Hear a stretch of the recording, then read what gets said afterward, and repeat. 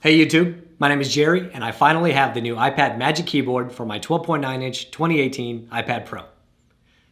I have been using it for a couple of days and I have a few quick things that I wanted to share with you. There's a lot to talk about with this keyboard case, but I'm going to focus on the 5 best things and the 5 worst things for this new iPad Magic Keyboard. So, hit the subscribe button and let's get started.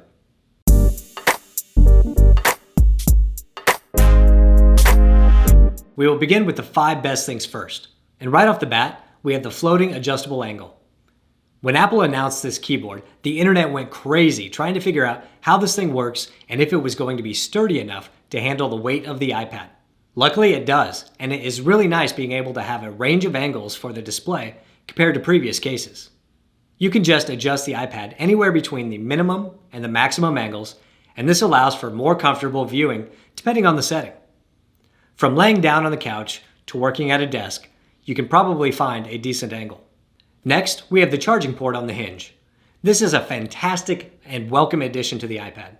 Now you can have the charging port in a respectable position in a bottom corner, and you will now have the ability to attach a separate dongle while charging. The power is supplied to the iPad through the pogo pins on the case and works instantly. The keyboard on the new iPad Magic Keyboard is much improved over the previous case with larger keycaps. The keys feel great under my fingers and provide just the right amount of travel to feel comfortable. I have had no issues typing a majority of the time, and the inverted T on the arrow keys is back. There is no longer a fabric covering the keys anymore, and they sound pretty good too.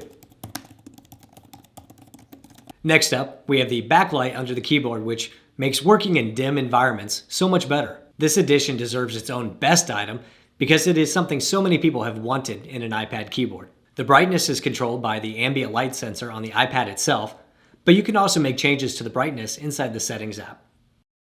Last on the best list is a trackpad. Yes, with iPad OS 13.4, we now have mouse and trackpad support on the iPad, and Apple gave us a multi-touch trackpad on the iPad Magic Keyboard. You are able to 3-finger swipe to home or between apps, 2-finger swipe to scroll or switch home screens, and it clicks. Getting used to how a cursor works on iPad can be challenging, but the added input is welcome and kind of fun. So that is our short list of best features for the iPad Magic Keyboard.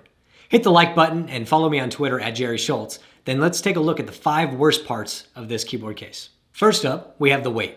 If you were hoping that this keyboard and iPad combo could help you ditch the weight of your laptop, think again. The iPad Magic Keyboard for the 12.9-inch iPad Pro runs over 700 grams, which is more than the iPad itself. This takes the slim and lightweight iPad to around the same weight as a 13-inch MacBook Pro, reducing the portability slightly. If you are trying to decide between an iPad and a MacBook for your on-the-go experience, you have to take weight out of the iPad's Pros column. Speaking of weight, the balance is off. Because of the weight of the iPad itself, Apple had to create a floating hinge that would bring the iPad toward the front and reduce tipping. Had they not done that, the iPad Magic Keyboard would need to be even heavier to accommodate. For many uses and angles, this can still be a problem, and I have found myself needing to keep a hand on the case to keep it from tipping. Just using it on the couch, I have needed to react quickly to save the iPad from certain disaster. Next up is the size of the trackpad.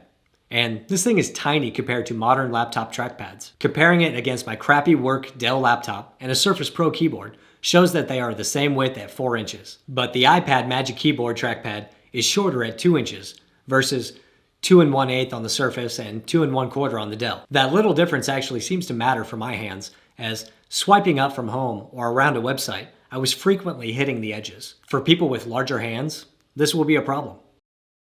Instead of being too small, this next thing is too big.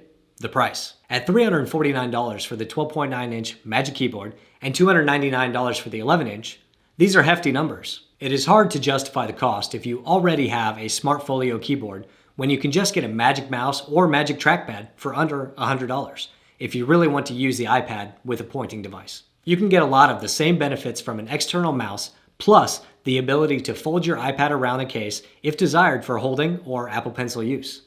The last worst thing on my list is that when typing, my fingers frequently hit the iPad. Yes, the floating hinge is super cool and provides a way to try and balance the weight of the iPad in case, but because the overhang above the keyboard, I find that my idle fingers frequently stretch out as I type and hit the front or bottom of the iPad itself. Maybe this won't be a problem for you, depending on how you type, but I found it extremely distracting and had to put effort into how I type. I shouldn't have to conform my typing to a keyboard when I can type just fine on any other keyboard I have ever used. Anyway, that is my list of top 5 best and worst things about the new iPad Magic Keyboard. Drop a comment below if you agree or disagree with any of my initial impressions, and hit like if you enjoyed this video. Hit subscribe and follow me on Twitter to get notifications of new videos, and I'll see you next time.